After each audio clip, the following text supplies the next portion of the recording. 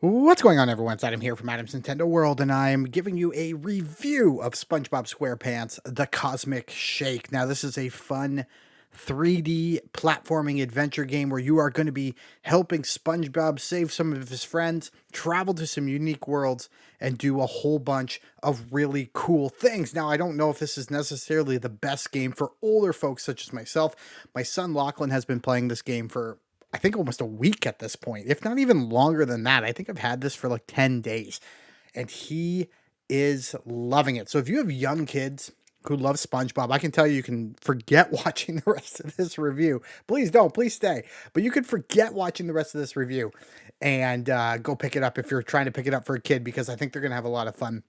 It's not overly difficult. There are great tutorials. And I think that, if you've got young kids, this is going to be a great one. If you're a little bit older, maybe watch on, see if it's something you're going to want to enjoy. The first thing I wanted to do actually is hop into the settings for the game, because there is a host of settings here to make the experience almost how you want it. Now, we talk about accessibility in games, and I think this one is actually doing a fairly decent job of being helpful in terms of, putting in those extra reminders and prompts for kids and taking them out maybe for older, more experienced players. And when I talk about accessibility, I mean accessibility for all people, not necessarily with the visuals, the text size, things like that. I find that could actually be a little bit improved.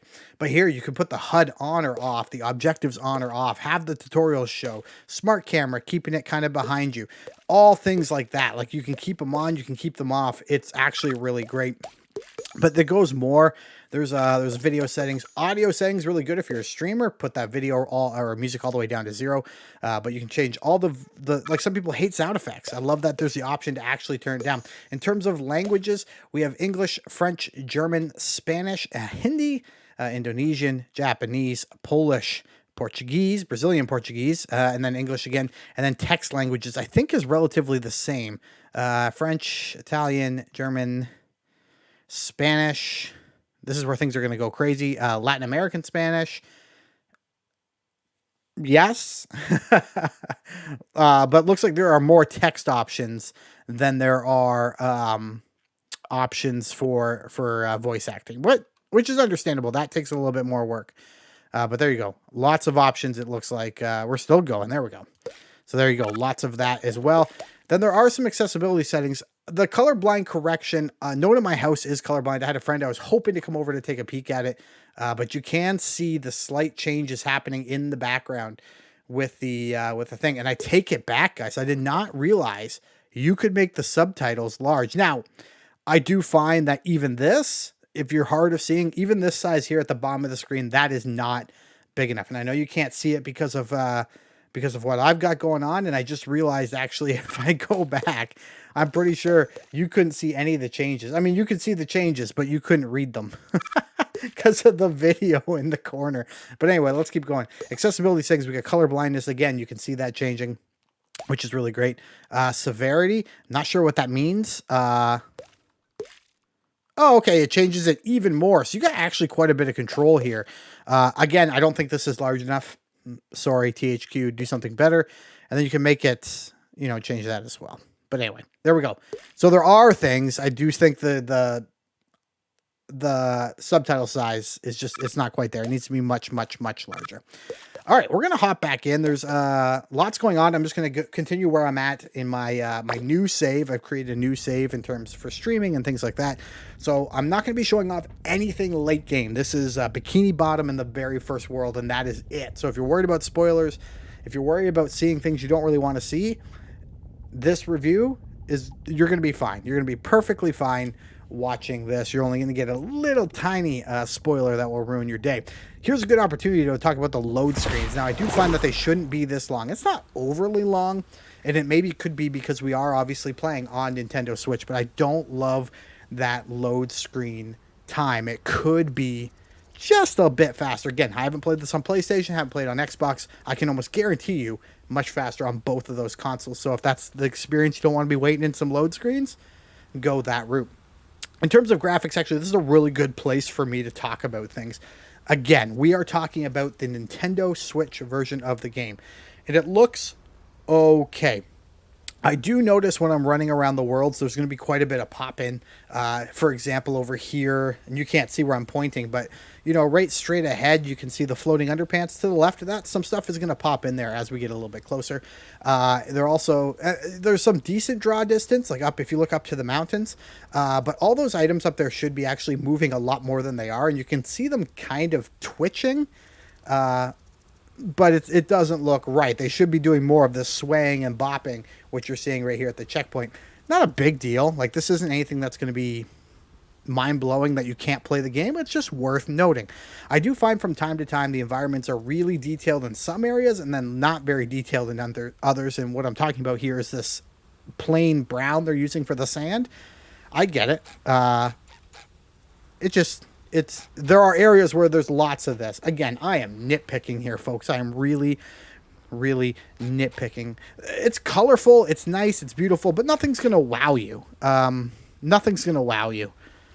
Some things can look weird as you walk around, and sometimes you go, wow, that actually looks really, really nice, you know? But nothing crazy. Let's knock this guy. There we go. Nothing too crazy.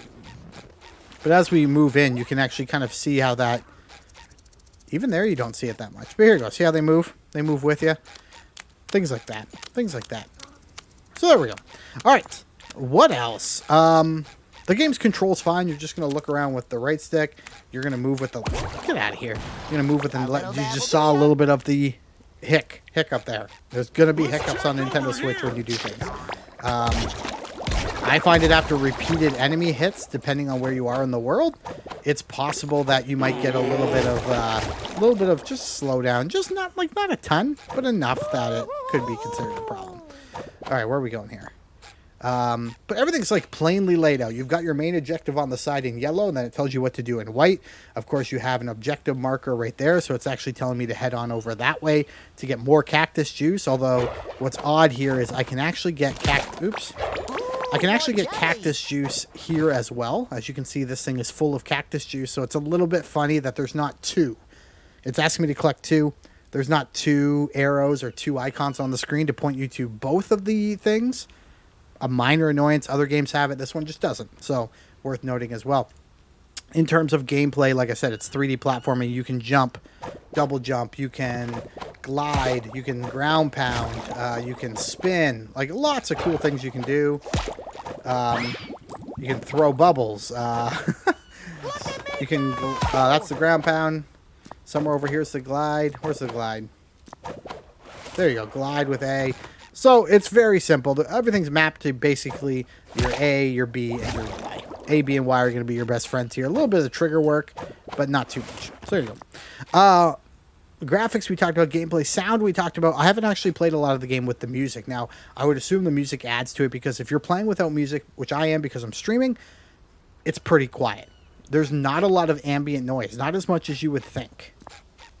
I'm gonna be quiet. I'm gonna mute my mic, and you guys can just listen for maybe 10 seconds. And for this area, a desert town, you would think you would hear more than this.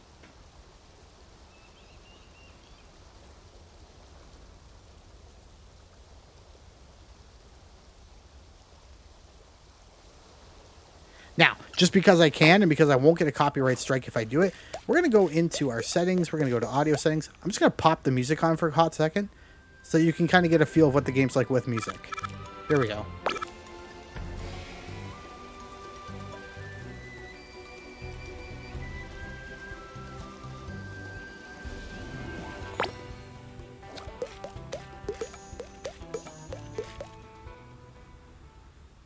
So obviously, as you can see, it's not as big of a deal, the whole ambient sound when you have the music playing. It gives something to the game. It gives some flavor to everything. But without music, yeah, you're in for this. It's, you know, you're going to hear SpongeBob talking. You'll hear the noise from him jumping and swinging. When you get near the enemies, of course, you're going to hear them come after you like that. But that's it. Outside of that, it's a pretty quiet game without the music. So, again, not something most people are going to have to worry about, but we say it. We tell you everything. That's what we do here at Adam's Nintendo World. Other than that, sounds okay. The voice acting is fairly top-notch. I've been quite impressed with all the voice acting. Every line of text, as far as I can tell, and so far as I have played. And Lachlan and I have beat the whole game. We've got through the whole thing once. One barrel down. Follow that trail, my little seps. One barrel down. Follow that trail, my little sep. So everything is voice acted in this game, and that is really awesome. And all your favorite SpongeBob characters are here. Sandy, SpongeBob, Plankton, Squidward, Patrick, all of them. They're all here. And that's awesome. You get the driving school. You get a little bit of everything in it. It's quite enjoyable. If you're a longtime fan of SpongeBob, you're going to love this game, even if you're an older adult. If you're like a... Oh, thank you, Patrick. Thank you. If you're... Oh, I can't even leave. Okay. If you're maybe a little bit of a fan, I think it's something you got to watch and see if you're going to enjoy. I do have a premiere coming up probably in just a couple minutes when this review wraps up. There's going to be a premiere, first 45 minutes of the game, and then another live stream this evening. So you can check it out, see what you like. But overall, I would say this is a solid title. Now, during the premiere, I asked Lachlan, hey, what do you give this out of 10? And he says, this feels like a 7, Dad. It feels like a 7. We've both had some graphical issues. We've both had some frame rate issues. We've had some slowdown in certain areas. So I would say, like, on the Nintendo Switch, I think 7 is probably a fairly accurate score. I do think that's a fairly accurate score. What you're seeing here as the Western world, this kind of transitions into all the other worlds you'll explore. And I'm not going to ruin what they are, but they are different worlds. Like, there is going to be some unique things that you get to do in different worlds, unique ways of doing puzzles and doing quests and things like that. It's a lot of fetch quests. It really is. Find this person, find this, bring it back to me. Standard fare for this type of game, but a 7 out of 10 I think is a very accurate score, and it's one that, you know, I would still play. I do highly recommend it. So if you liked it, please like this video, subscribe, hit that bell, please put a comment down below, let me know what you thought, and we'll chat again real soon. Goodbye, everyone.